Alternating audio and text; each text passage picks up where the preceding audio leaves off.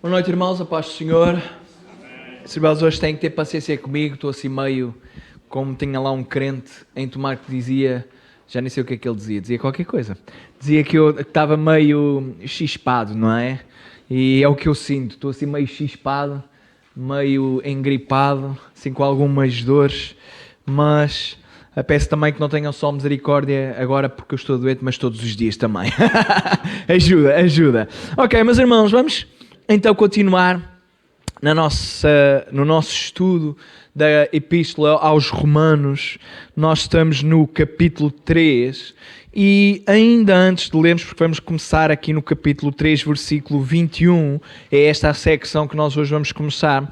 Deixem-nos lembrar aquilo que é o mote da Epístola aos Romanos e que vai ser importante para entendermos esta parte tão essencial e crucial do texto. Muitos teólogos dizem que este é o centro da mensagem de Romanos, aquilo que nós vamos ler agora, e eu concordo, porque fala acerca deste amor inigualável que nós acabamos de cantar. O amor de Jesus, que é um amor incomparável, um amor que é imerecido e que nós ainda assim o recebemos pela graça, e isto é maravilhoso. Diz assim o capítulo 1, versículo 16: porque não me envergonho do Evangelho de Cristo, pois é o poder de Deus para a salvação de todo aquele que crê de todo aquele que crê, primeiro do judeu e também do grego, porque nele se descobre a justiça de Deus, de fé em fé, como está escrito, mas o justo viverá da fé.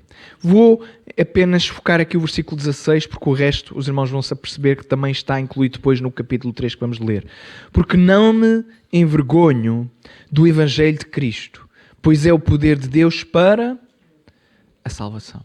Irmãos, é interessante porque Paulo agora, neste capítulo 3, os irmãos agora podem ir para o capítulo 3. Paulo neste capítulo 3 vai falar finalmente deste poder para a salvação. Paulo apresentou o tema no primeiro capítulo e se os irmãos se lembrarem, aqueles que têm estado atentos, quer seja aqui, quer seja depois nas mensagens, aqueles que vêm online, os irmãos vão-se aperceber que há aqui um progresso. E Paulo, ele vai fazer uma coisa extraordinária que tem a ver exatamente com este versículo 16. É que o versículo 16 professa que ele não se envergonha do Evangelho de Cristo.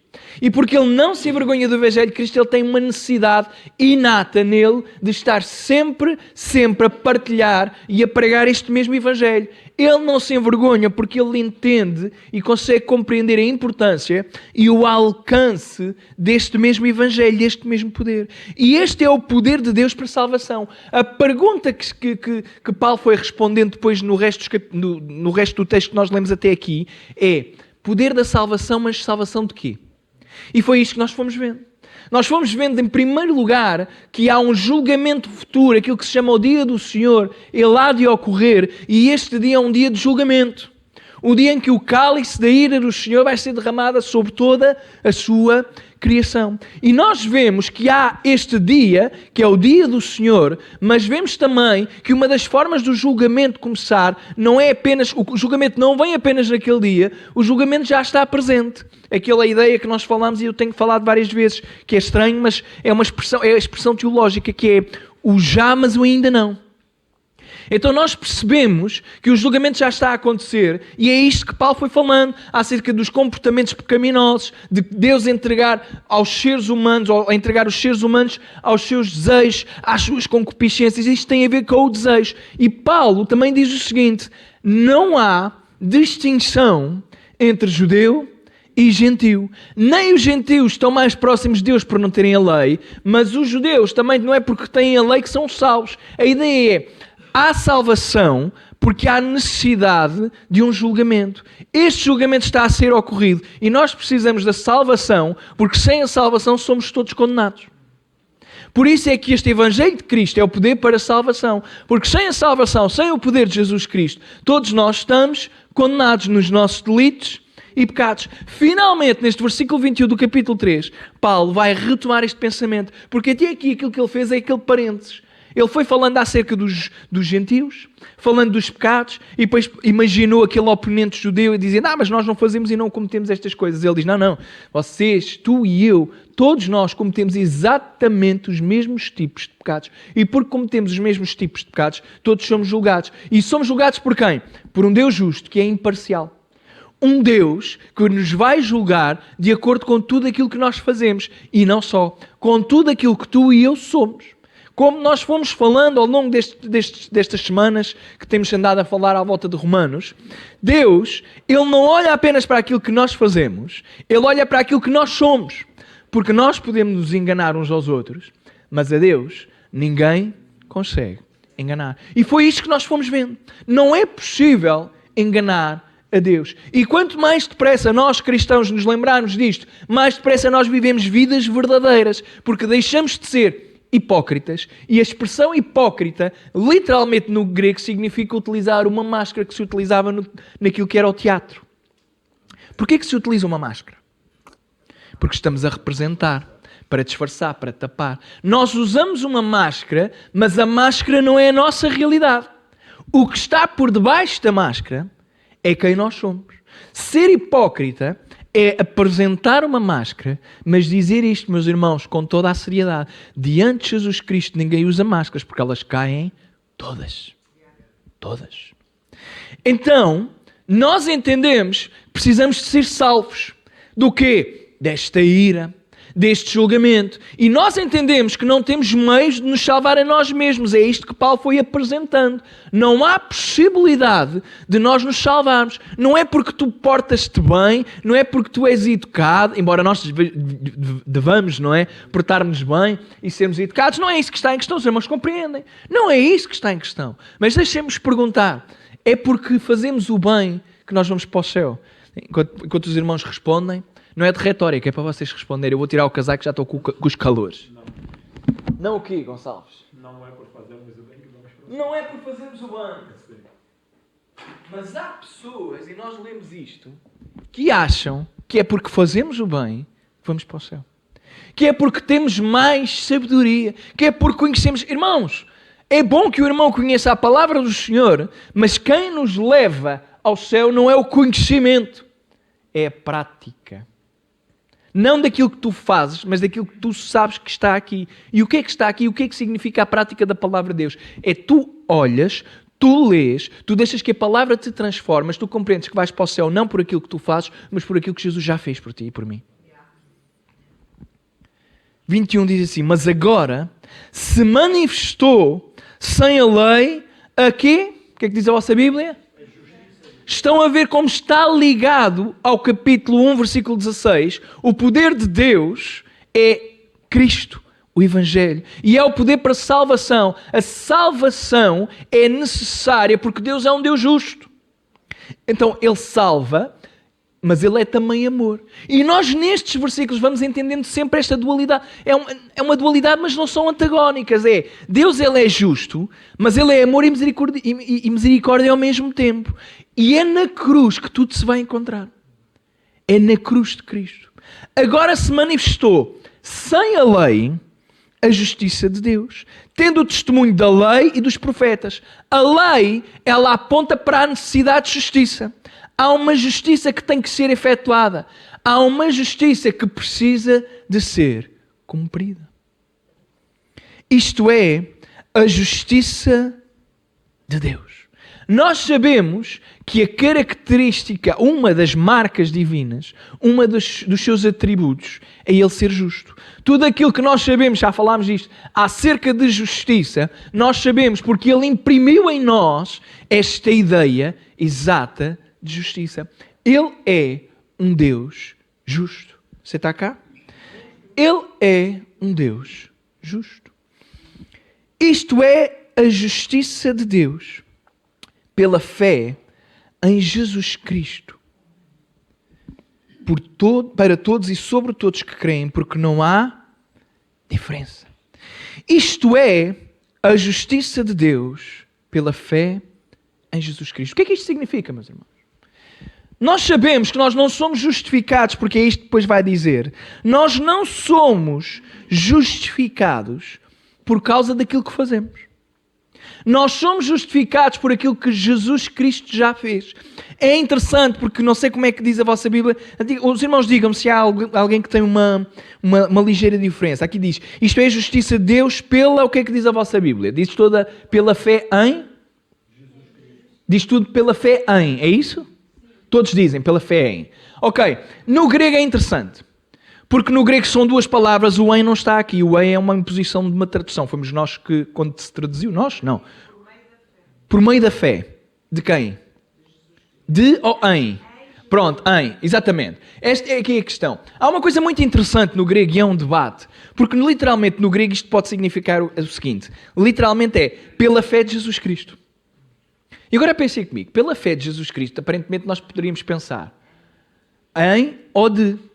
Porque a palavra para fé também significa ao mesmo tempo fidelidade. É exatamente a mesma palavra. Então vejam. O que é que... Isto são duas posições. Isto é título de interesse, mas tem implicações teológicas. Vejam. Isto é a justiça de Deus. Isto é aquilo que a justiça de Deus é realizada pela... Nós temos nas nossas traduções pela fé que nós temos em Jesus Cristo. Mas no grego era possível dizer que a fé, ou esta justiça, é pela fidelidade de Jesus Cristo. Vocês estão a perceber? Tem implicações distintas. Qual é que é a opção certa? Eu tenho para mim que Paulo utilizou expressamente no grego uma questão ambígua exatamente para mostrar, eu acho, que as duas facetas. Porque porquê é que nós, ao depositarmos a nossa fé em Jesus, somos justificados, meus irmãos? Porque Jesus cumpriu todas as coisas. Porque Ele pagou o preço. É isto que nós vamos ler. E Ele pagou o preço porquê? Porque Ele é fiel àquilo que o Pai o mandou fazer. Àquilo que o Pai trabalhou, àquilo que o Pai mandou. Jesus veio com o propósito. Nenhum de nós queria ter o ministério de Jesus. Literalmente, em resumo, o ministério de Jesus é: tu vens à terra, vais nascer de homem, vais estar como estes pequeninos, não vais pecar, vais ser injustiçado. Literalmente, em resumo, é: tu vais à terra, nasces para morrer. Mas para morrer não por ti, mas pelos outros. Nenhum de nós queria ter esta chamada. É uma chamada que vai ainda mais além da do profeta.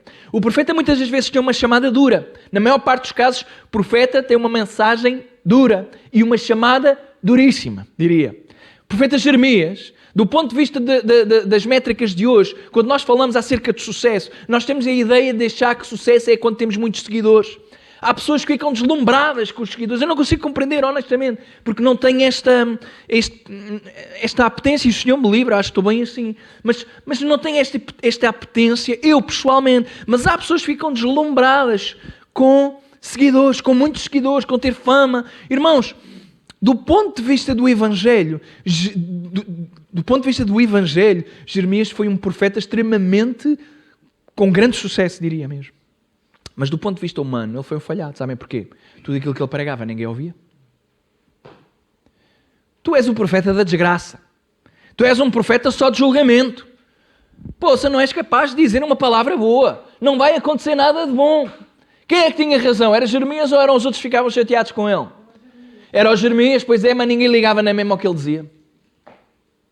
E o homem acaba por morrer e ninguém o ouve na mesma. Nenhum de nós queria ter chamada assim. Porque nós temos uma apetência para medir o sucesso com os olhos humanos. E no Evangelho e o ministério não tem a ver com os olhos humanos, tem a ver com aquilo que Deus nos chamou para fazer. Jesus vem para morrer, mas com a sua morte ele faz o ato mais extraordinário da humanidade, a ponto tal de rasgar o nosso calendário em antes e depois de Jesus Cristo. Irmão, é extraordinário. Nenhum de nós consegue fazer isto. Jesus vem e rasga a história ao meio, antes de Jesus e depois de Jesus. E na nossa vida, Ele também rasgou a nossa vida ao meio. Antes de sabermos quem Ele é e depois de o conhecermos quem Ele é. Ele veio para nós. Então isto é a justiça de Deus pela fé em Jesus Cristo. Eu acho que está aqui as duas vertentes. Ainda assim, aquela que será a maioritária será esta que nós temos a tradução. A fé que nós depositamos em Jesus. E nós sabemos que podemos colocar e depositar esta fé em Jesus porque Ele foi fiel até ao fim. Pai, se for possível, passa de mim este cálice. Mas não seja feita a minha vontade, mas a tua vontade. E o que é que acontece? O que é de facto realizado? A vontade do Pai. Mas a vontade do Pai é a manifestação da justiça. Porque vejam, Paulo foi falando ao longo do tempo da necessidade do julgamento que já cá está e do julgamento que há de ocorrer. Ele agora está a falar acerca da justiça salvífica. Isto tem a ver com a justiça que aponta para a salvação. Porque é verdade que o julgamento está entre nós, ainda não está na sua completude, ainda não está no seu limite máximo. Há de chegar esse dia, aquele dia que já falámos, o dia do Senhor, o grande e terrível dia do Senhor. Esse dia está para breve. Este dia está para chegar. Mas aqui ainda está, e vivemos já pela fé também, os vislumbres, deste dia, daquilo que está a acontecer da justiça. Mas agora vemos que a justiça salvífica, ela leva a um efeito extraordinário. É porque Jesus, porque Ele foi fiel e nós depositamos a nossa fé nele, nós somos salvos da ira vindoura. Nós somos salvos. Quando no meu tempo, ou o seu tempo aqui terminar, seja de uma forma ou de outra, nós quando acordarmos, não estaremos debaixo da terra. Estaremos junto ao Pai. Estaremos junto ao Messias. Estaremos lá naquelas ruas de ouro que nós nem conseguimos compreender bem o que é que significa. Não é preciso sol porque está lá a glória do Senhor. E nós um dia estaremos lá, amém, irmãos? E estaremos lá por causa daquilo que Jesus fez. Porque todos pecaram e destituídos estão da glória.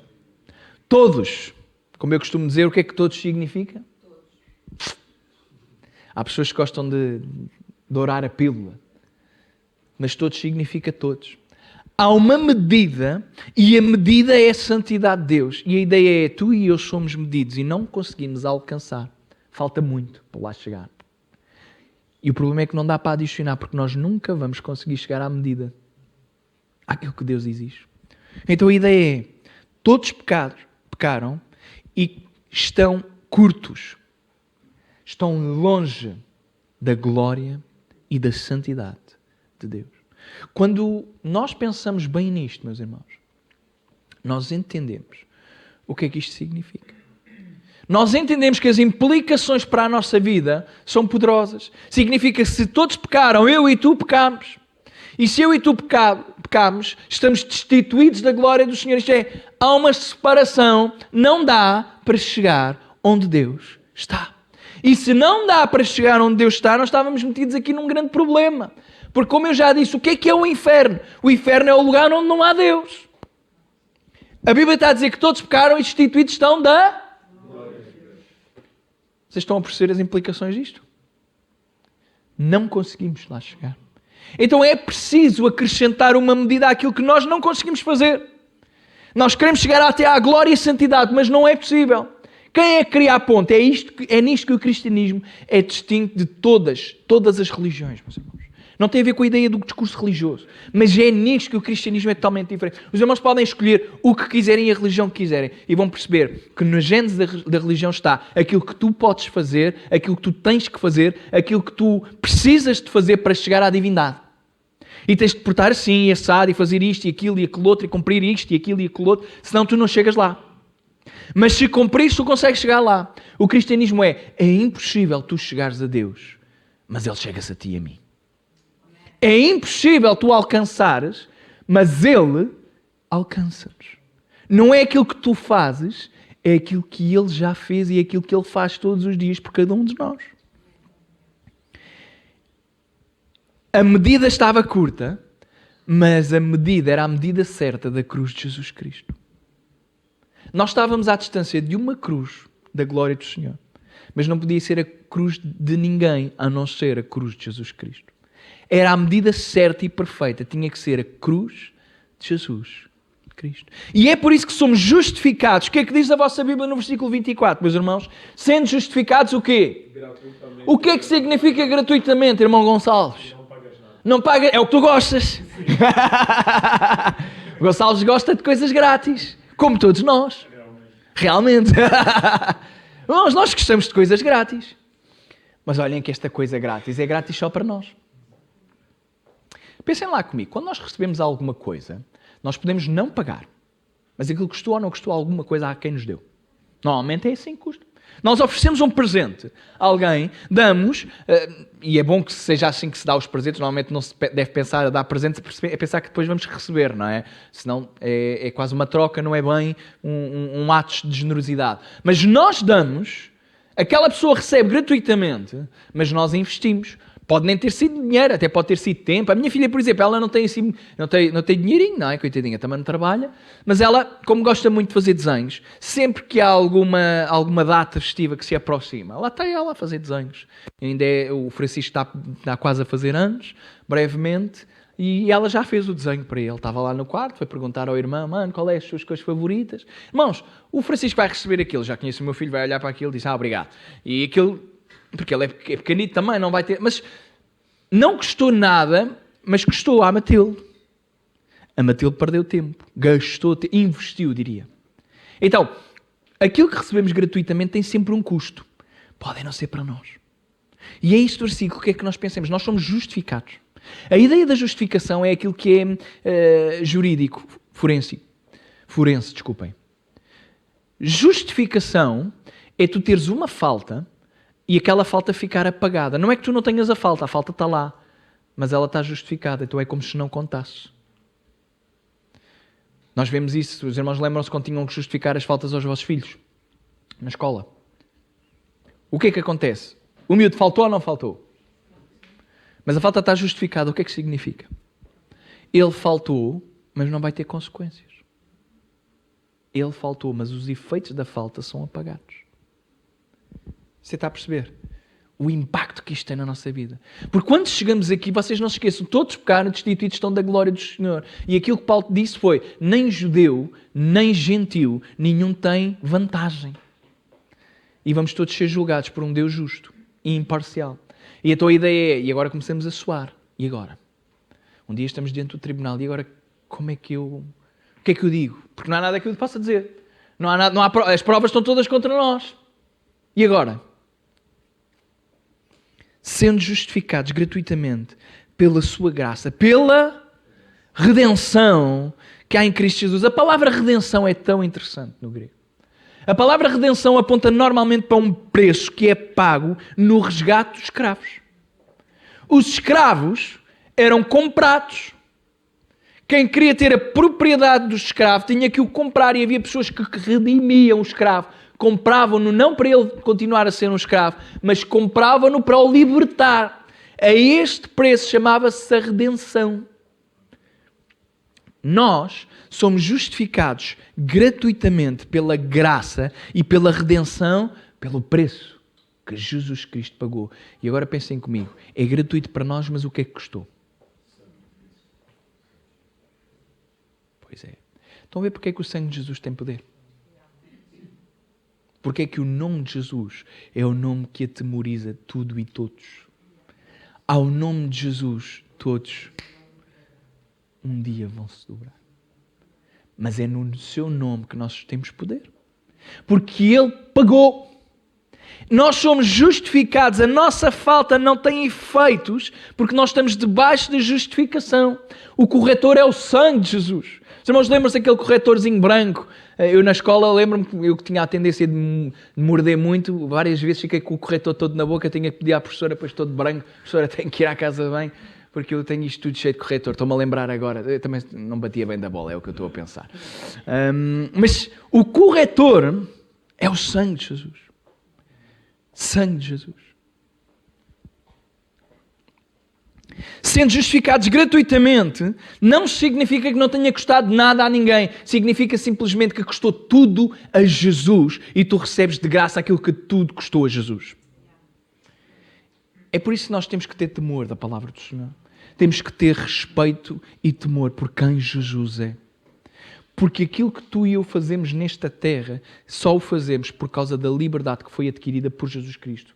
A ideia é, tu e eu estávamos num mercado de escravos. E chegou Jesus e disse o teu nome e disse, olha, eu compro. Eu compro o Daniel, eu compro o irmão Mário, eu compro o irmão João, eu compro o Luís, eu compro todos. Mas que preço? Como é que tu vais pagar isto tudo? Com a minha própria vida. Eu dou a minha vida, eu redimo com a minha vida. Não há nada mais precioso do que o sangue do Filho de Deus, ao qual Deus propôs para propiciação, pela fé no seu sangue, para demonstrar a sua justiça, pela remissão dos pecados de antes cometidos, sob paciência de Deus. Então, este Jesus Cristo é o qual Deus propôs para propiciação. A expressão propiciação é interessante. Literalmente no grego, esta expressão significaria trono da misericórdia. E o que é o trono da misericórdia? É aquilo que está lá em Levítico. Os irmãos abram comigo. Levítico 16. Vejam, Paulo está a dizer que Deus pôs a Jesus para propiciação, pela fé no seu sangue. Levítico 16, 2. Disse: pois o Senhor a Moisés: diz a Arão, teu irmão, que não entre no santuário em todo o tempo, para dentro do véu, diante do que é que diz a vossa Bíblia? Do propiciatório. Que está sobre a arca, para que não morra, porque eu apareço na nuvem sobre o propiciatório. A ideia é, o propiciatório era um lugar que estava lá. Nem toda a gente podia lá chegar, e quem lá podia ir, não podia ir de qualquer forma. Havia regras. O véu ainda não estava rasgado. Está aqui o véu ainda. Estamos no Velho Testamento. Com isto Arão, entrará no santuário com um novilho para expiação do pecado e um carneiro para o holocausto. Vestirá ele a túnica santa de linho e terá ceroulas de linho sobre a sua carne e cingir-se-á com um cinto de linho e se cobrirá com uma mitra de linho. Estes são vestidos santos, por isso banhará a sua carne na água e os vestirá. E da congregação dos filhos de Israel tomará 2 bodes para a expiação do pecado. E tomem atenção. E um carneiro para a expiação do pecado e um carneiro para o holocausto. Depois, Arão oferecerá o novilho da expiação, que será para ele, e fará expiação por si e pela sua casa. Também tomará ambos os bodes e os porá perante o Senhor à porta da tenda da congregação. E Arão lançará sortes sobre os 2 bodes, uma sorte pelo Senhor e a outra sorte pelo bode emissário. Então Arão fará chegar o bode sobre o qual cair a sorte pelo Senhor e o oferecerá para expiação do pecado. Mas o bode sobre o que cair a sorte para ser bode emissário apresentar-se-á vivo perante o Senhor, para fazer expiação com ele, para enviá-lo ao deserto como bode emissário. Não sei se os irmãos perceberam o texto, mas o propiciatório, a Bíblia está a dizer em Romanos que é Jesus. O propiciatório era o sangue, era o lugar para onde o sangue era depois aspergido. Era ali que o Velho Testamento apontava para a necessidade de derramamento de sangue de alguma coisa inocente para que depois o pecado fosse coberto. No Velho Testamento começa a haver a ideia da necessidade de derramamento de sangue para perdão dos pecados. E quem é que derramava o sangue? Era um animal. Mas pensem comigo, o animal tinha alguma culpa do pecado que eu fazia? Ele era inocente relativamente a isso. Mas quem é que morria? Era eu ou era o animal? Há uma substituição. Neste versículo existem 2 bodes. E aos bodes são lançados sortes. Aquele que calhava à sorte, esse tinha que ser morto e sacrificado. E o outro era vivo e libertado. Você está a perceber? Há um que morre para que o outro possa... Quem é que morreu por ti e por mim? Jesus morreu para que tu hoje possas ser livre.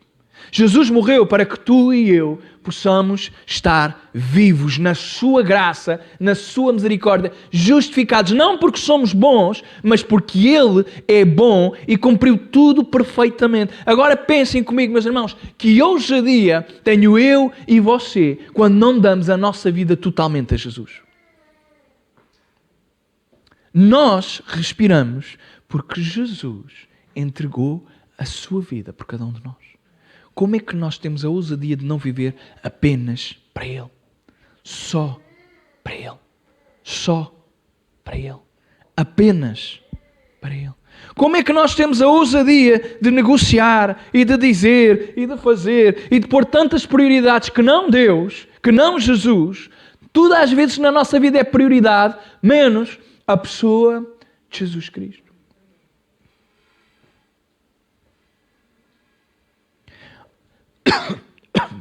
Perdão. Ao qual Deus propôs para propiciação, pela fé no seu sangue, para demonstrar a sua justiça, pela remissão dos pecados dantes cometidos, sob a paciência de Deus. Deus é um Deus paciente.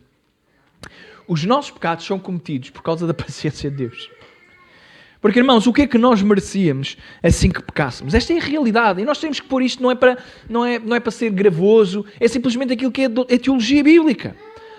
Nós, quando pecamos, nós estamos a cometer um sacrilégio contra a santidade de Deus. Deus nunca vai pecar, porque Ele nunca pecou, nem nunca jamais irá pecar. E a sua medida é a medida da perfeição. Uma medida que nós já vimos que não conseguimos alcançar. É inalcançável para nós. Sendo esta medida inalcançável para nós, não temos solução. Mas eis que vem, e na plenitude dos tempos, Deus enviou o seu Filho, nascido de mulher. Para quê? Para salvar a cada um de nós. Para demonstrar a sua justiça pela remissão dos pecados. Então, mas nós não tínhamos visto que a justiça tinha a ver com o julgamento. Como é que agora a justiça é manifesta na remissão dos pecados? E é aqui que nós percebemos a cruz. Na cruz há o amor e a justiça a encontrarem-se perfeitamente. Na cruz, aquilo que acontece é o maior ato de amor, mas é também o maior ato de julgamento que a humanidade alguma vez viu. Porque quem é julgado é Jesus. Não por aquilo que Ele fez, mas por aquilo que tu e eu fizemos. Porque é por causa de nós que Jesus vai à cruz. Na cruz, nós vemos a necessidade de justiça de Deus ser aplacada. Era necessário que Deus julgasse. E Deus julgou a Cristo em meu lugar.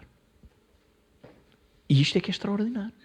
Na cruz, é na cruz que depois do está consumado, que o véu é rasgado, aquele véu que nós vimos, o véu é rasgado, há uma manifestação sobrenatural do poder de Deus. Toda a terra percebe e manifesta-se naturalmente e fisicamente aquilo que estava a acontecer no reino espiritual. E o que estava a acontecer no reino espiritual era a nossa justificação e salvação. Irmãos, eu volto a dizer isto. Que ousadia que tu e eu temos ao não entregarmos tudo o que somos para Deus. Todo o nosso tempo. Toda a nossa atenção. Todo o nosso ser. Todas as nossas decisões. Tudo aquilo que tu e eu somos pertencem a Jesus. Foi Ele que te redimiu. Foi Ele que pagou o preço. E se Ele pagou o preço, nós devemos tudo. Esta é a consciência que Paulo tem quando está a escrever. Paulo não está-se a colocar num pedestal de mais justo do que os outros. Paulo sabe e tem a plena noção daquilo que Jesus fez e faz. Porque quando Jesus diz está consumado, é uma expressão que está a ecoar por toda a eternidade. Quando Jesus diz está consumado a questão do passado, do presente e do futuro. Tudo ficou consumado naquela cruz. Amém? Então é tão interessante perceber isto. E mais do que interessante, tem que ser impactante e mudar a minha e a tua vida. Tudo o que são as tuas escolhas e as tuas decisões, e as minhas escolhas e as minhas decisões, já não tem a ver apenas comigo. Tem a ver com a vontade de Deus para a nossa vida. Porque nós precisamos, é crucial, é essencial viver para o agradar. Muitas das vezes nós não pensamos nisto. Nós vivemos para nos agradar a nós mesmos. Nós vivemos porque temos vontade de fazer coisas. Nós servimos naquilo que nos dá prazer e nós queremos... E é normal do ponto de vista humano. Mas do ponto de vista divino o prazer de Jesus certamente não foi ir à cruz. Mas Ele foi não pelo prazer da cruz, mas pelo prazer de ver os efeitos que a cruz ia dar. Jesus vai à cruz não porque Ele fosse masoquista e quisesse sofrer. Ele vai à cruz, em primeiro lugar, por obediência à autoridade do Pai, sabendo que aquele plano era do Pai e era perfeito. E era de tal forma perfeito que, vejam, aquilo que antes era uma ferramenta de tortura, passou a ser hoje uma ferramenta de amor. Aquilo que era um instrumento, a cruz, era um instrumento de dor. Não havia morte mais macabra do que a crucificação. Quando chegarmos à altura da Páscoa, vamos falar certamente disto.